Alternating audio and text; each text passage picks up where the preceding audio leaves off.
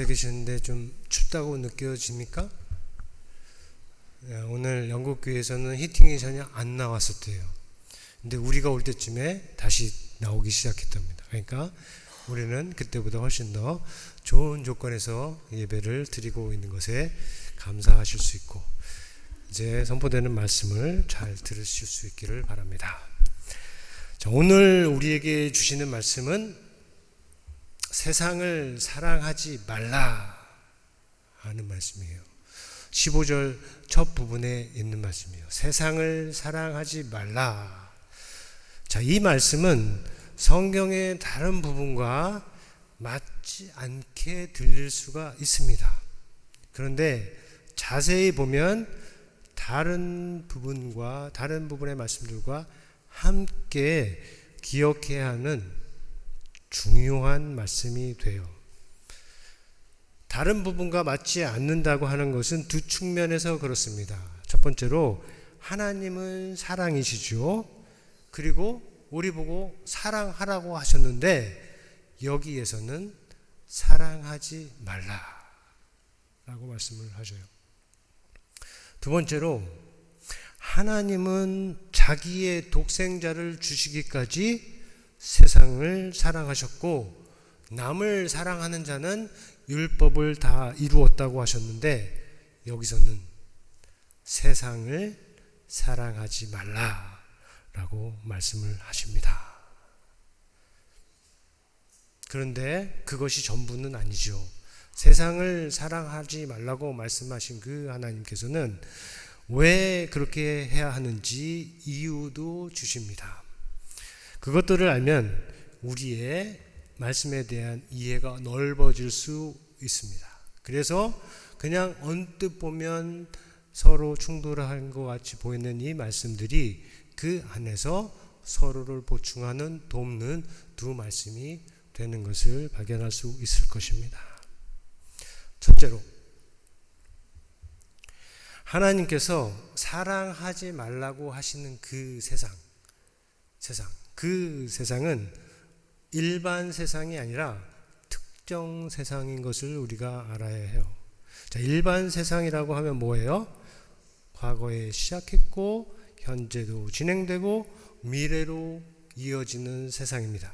그 안에서는 좋은 일도 있고 나쁜 일도 있고 평화도 있고 전쟁도 일어나고 기쁨도 있고 슬픔도 있고 사람과 함께 들의 꽃들, 야생의 동물들, 하늘의 새들, 바다의 물고기들이 함께 공존하는 모든 존재의 활동의 무대가 되는 것입니다. 믿는 우리에게는 무엇입니까? 하나님께서 만드시고 하나님께서 지키시고 하나님께서 보살피는 세상, 그 세상을 우리가 일반 세상이라고 한다면 특정 세상이라는 것은 그러한 일반 세상이 특정한 모습으로 구체화된 세상입니다. 자, 어려운 말 같지만 모든 사람이 사용하는 의미이기 때문에 여러분이 쉽게 이해를 할 수 있어요. 자, 사람들이 말하죠. 또 여러분들도 말하죠. 세상이 참 좋다. 세상이 참 아름답다. 세상이 참 나쁘다. 세상이 살기에 참 어렵다. 세상이 참으로 불의하다. 세상이 참으로 정의롭다. 이런 말들을 하지 않습니까? 모두 일반 세상에 관한 것이지만 특정한 관점에서 바라본 세상입니다. 교회도 그래요. 나라도 그래요. 정치도 그렇다 하는 것입니다. 자, 베드로후서 2장 5절 말씀에 보면 하나님께서 옛 세상을 용서하지 아니하시고 오직 의를 전파하는 노아와 그 7 식구를 보존하시고 경건하지 아니한 자들의 세상을 홍수를 멸하셨으니, 세상에 홍수를 내리셨으니, 이런 말씀이 나와요. 자, 여기 보면 자세히 보면 옛 세상이라고 해요. 앞에서 말한 세상도 헬라어로 보면 코스모스이고 여기서 말하는 세상도 하려고 그러면 코스모스예요. 그런데 옛 세상이라고, 이전 세상이라고 말씀을 하셔요. 그러니까 세상을 그렇게 부를 수 있는 측면이 있는 것입니다. 두 번째로 하나님이 용서하지 아니한, 경건하지 아니한 자들의 세상을 가리켜 지금 옛 세상이라고 하는 것이에요. 세상이죠. 그리고 하나님이 보존하신 노아와 그 7 식구가 그 안에 있지만 또한 구별되는 세상입니다. 요한일서 볼까요? 우리가 본문은 2장이지만 5장에 가면 이런 말씀이 있습니다. 또 아는 것은 우리는 하나님께 속하고 온 세상은 악한 자 안에 처한 것이라 라고 이렇게 말씀을 하셔요. 자, 여기서도 세상에 대해서 하시는 말씀이 있는데 무엇입니까? 악한 자 안에 처한 것으로 특정화된 세상이에요. 물론 일반 세상이죠. 근데 그 세상을 악한 자에게 처한 세상으로 보는 것입니다. 자, 하나님께 속한 우리와 구별되는 세상인 것이죠. 아시겠죠? 하나님께서 사랑하지 말라고 하는 세상이 무엇인지. 좀 더 넓게 보지, 성경 전체로 넓게 보자면 경건한 자가 끊어진 세상, 하나님을 무시하고 하나님이 보내신 자를 대적하는 신들과 임금들의 세상, 창조의 뜻에 거스르는 풍속의 세상, 서로 물고 먹으며 피차 멸망할 세상, 그런 세상을 말씀을 하시는 겁니다. 자, 그런 세상이라도 하나님은 사랑하셨어요. 그리고 구원하실 수 있습니다. 이미 하셨고 또 앞으로도 하실 것입니다. 그렇죠? 하지만 우리는 하나님이 아닙니다. 그리고 그런 세상은 우리에게는 이제는 떠나온 세상이에요. 이전에는 우리가 죄 가운데 행하던 악한 세상이지만 이제는 그리스도의 보혈의 공로를 힘입어서 벗어난 세상입니다. 그런 세상을 사랑하지 않는 것은 마땅한 것이죠. 사랑하라는 말씀들과 충돌하지 않는 것입니다. 우리가 세상을 사랑하지 말아야 할 두 번째 이유는 세상 구원을 위해서 독생자를 주신, 우리를 사랑하신 아버지의 사랑이 우리 안에 있기 때문에 그렇습니다. 15절 한번 같이 읽어볼까요? 시작. 이 세상이나 세상에 있는 것들을 사랑하지 말라. 누구든지 세상을 사랑하면 아버지의 사랑이 그 안에 있지 아니하니라. 네, 뒷부분에 있죠. 앞부분에는 세상을 사랑하지 말라, 뒷부분에는 그 이유에도 주는데, 그렇게 하는 사람 안에는 아버지의 사랑이 있지 않다 하는 것이에요. 이것도 어려운 말씀은 아닙니다. 자, 남편과 아내, 부모와 자녀, 친구와 친구 사이를 생각해 보세요. 어느 경우라도 이 사랑이라는 것이 상호적이에요. 모두 사랑을 주고 또 사랑을 받는 관계입니다. 주는 자와 받는 자 안에 같은 사랑이 들어있는 겁니다. 자, 그런데 부모가 자녀에게 사랑을 줍니다. 그런데 다 주었어요. 이제는 주실 것이 없어요. 그럼에도 그 부모를 사랑하는 자녀가 있습니다. 그 안에 부모가 심어준 아버지의 사랑, 어머니의 사랑이 있기 때문이죠. 마찬가지로 하나님께서 우리에게 아무것도 주시지 않아도 하나님을 사랑하는 사람들이 있습니다. 내가 원하는 거 간절히 기도해도 들어주시지 않는데도 그 하나님을 여전히 사랑하는 사람들이 있습니다. 그 안에 하나님에게서 이미 받은 사랑이 있기 때문입니다. 그냥 있는 것이 아니라 그것이 살아서, 그 사랑이 살아서 역사하는 것입니다. 그런 사람은 하나님을 대적하는 악한 자에게 속한 세상을 사랑하지 않죠. 그 속에 있는 것들이나 거기로부터 오는 것들도 사랑할 수가 없습니다. 아무리 좋아 보여도 그렇습니다. 그 안에 하나님 아버지의 사랑이 있고 그 사랑이 살아서 역사하기 때문이죠. 세상을 사랑하지 말라고 하시는 세 번째 이유도 있습니다. 그것은 세상에서 나오는 것들이 아버지에게서 오는 것들이 아니기 때문이에요. 16절인데 같이 읽겠습니다. 시작.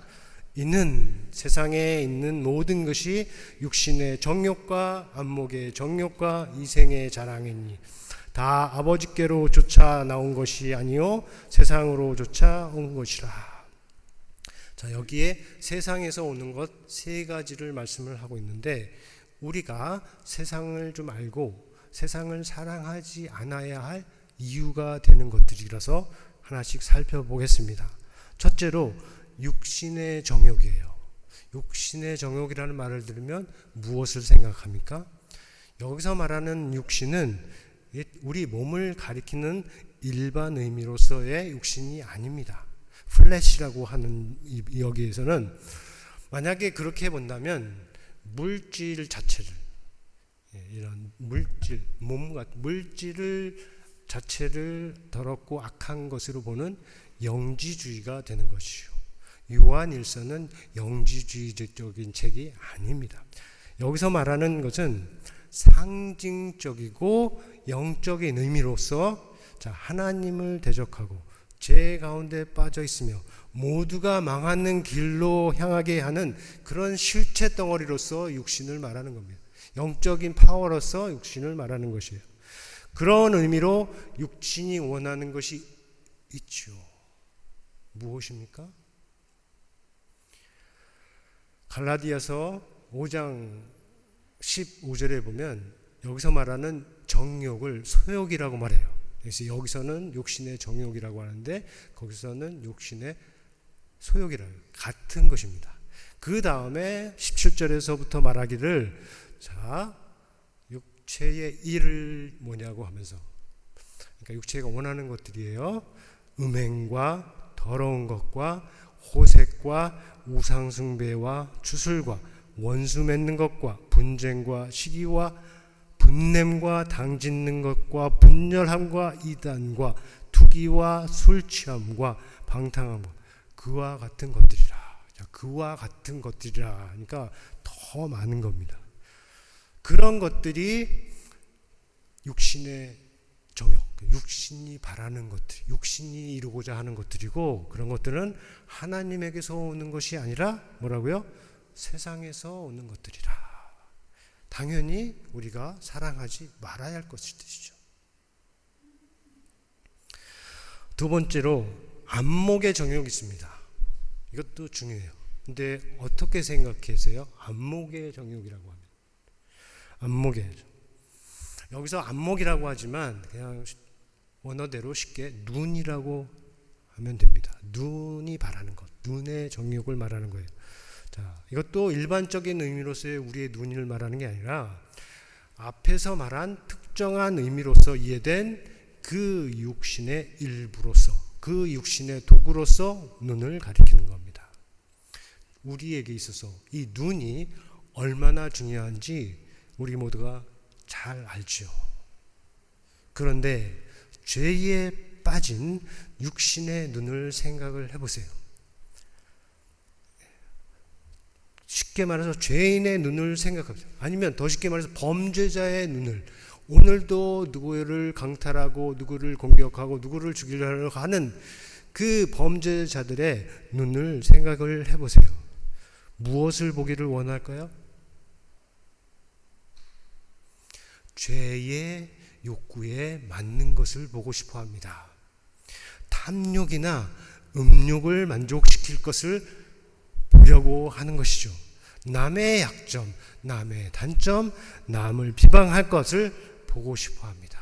공동체를 파괴할 것을 보려고 하지요. 다 그런 것들을 보고 싶어 하는 것이 바로 여기서 말하는 안목의 정욕이에요. 지금은 볼 수 있는 것이 차고 넘치는 시대예요. 우리가 원하는 것은 눈으로는 거의 다 볼 수가 있습니다. 보지 않아도 되는 것들과 보지 말아야 하는 것까지도 다 보는 시대예요. 그래서 눈이 바쁘고 우리 눈이 피곤하고 마음도 그렇습니다. 정작 보아야 할 것은 보지 못하게 되는 경우가 너무나 많이 있고, 가장 큰 피해를 보고 있는 경우는 우리 청소년들이겠지만 이것이 장년들에게도 청년들에게도 해당이 될 것입니다. 그런 면에서 우리가 때때로 눈을 감거나 하늘을 바라보면서 하나님과 기도하는 것이 필요합니다. 의지적으로라도 그렇게 해야 됩니다. 우리 시대가 우리의 눈을 먼저 빼앗고, 그리고 우리의 마음을 빼앗고, 우리의 인생을 뺏으려고 하는 힘들로 세력들로 너무나 많이 있습니다. 셋째로 이생의 자랑. 자, 지금까지 육신의 정욕, 안목의 정욕 잘 따라오셨다고 보는데, 세 번째 이생의 자랑이 있습니다. 제 마이크 소리 잘 들리나요? 뒤에도? 자, 이생의 자랑, 이렇게 하면 무슨 뜻으로 생각을 하고 계십니까? 여기서 말하는 이생, 이 이생이 어렵게 들릴 수 있어요. 이생. 다른 곳에서는 이것을 재물 혹은 살림으로 번역을 해요. 그래서 요한일서 다음 장 3장에 가면 누가 이 세상의 재물을 가지고 형제의 궁핍함을 보고서도 도와줄 마음을 닫으면 하나님의 사랑이 어찌 그 속에 거하겠느냐. 여기서 말하는 재물, 그것이 비오스라고 똑같은 말입니다. 여기서 이생이라고 번역하고 있는. 또 누가복음 15장 탕자의 비유 가면 둘째 아들이 뭐라고 그래요? 아버지에게 아버지 재산 중에서 자기에게 줄 분깃을 달라고 합니다. 그죠? 그때 아버지께서 하시는 말씀이 그 살림을 각각 나누어 줬다. 그 아버지가 그 살림을 자식들에게 각각 나누어 줬다고 하는데, 이때 말하는 이 살림이 역시 여기서 말하는 비오스 같은 말입니다. 그러니까 이생, 재산, 살림, 이것이 서로 연결되는 건데, 그렇게 보면 이생의 자랑이라고 하는 것은 가진 것, 그것을 자랑하는 겁니다. 집이든 보석이든 옷이든 자식이든 사람이든 지식이든 지혜이든 없으면 가지려고 하고 있으면 자랑할 수 있는 것은 다 자랑하는 것이에요. 이것들은 성경의 시대에도 해당하는 아주 오래된 것들이죠.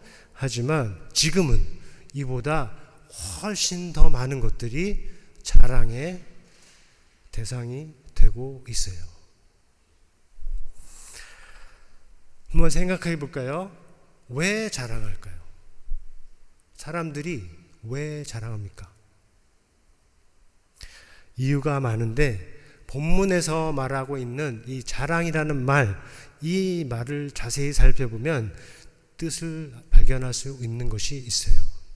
이 말에는 오만, 교만, 허영심, 과시라는 뜻이 담겨 있습니다. 그러므로 본문이 말하는 자랑이라는 것은 그냥 단순한 해가 없는 무해한 그런 자랑이 아니라 오만한 마음에서 악한 동기에서 나오는 것이고, 시기, 질투, 분노 같은 것들을 일으키는 아주 해로운 종류의 자랑인 것이죠. 그런 자랑은 동서고금 어디에나 있었습니다. 요즘은 자신이 과시하지 않아도, 자신이 자랑하지 않아도 주변에서 언론이 도와주는 경우도 많이 있어요.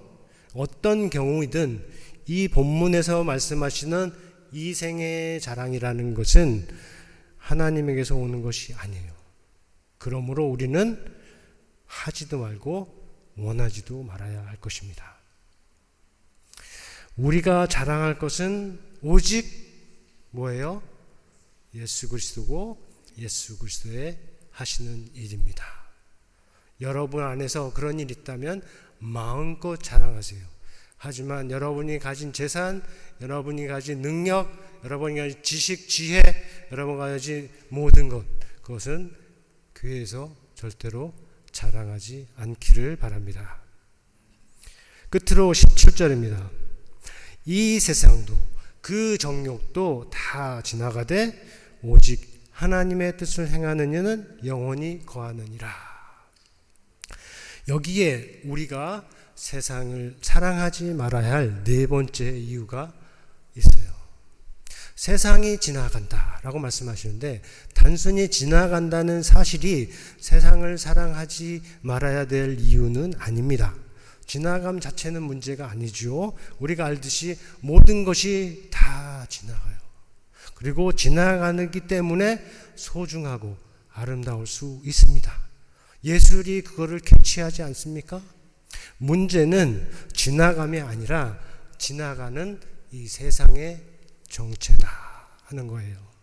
반복하면 경건하지 않은 자들의 세상, 악한 자에게 속한 세상, 죄가 다스리는 세상, 하나님의 창조와 구속의 뜻에 거슬러서 가는 세상, 서로 물고 먹으며 피차 멸망할 세상, 그런 세상이 지나간다 하는 것이고, 그와 함께 육신이 원하는 것들, 그런 육신이 바라보는 것들, 그리고 자랑하고 싶은 것들도 다 지나간다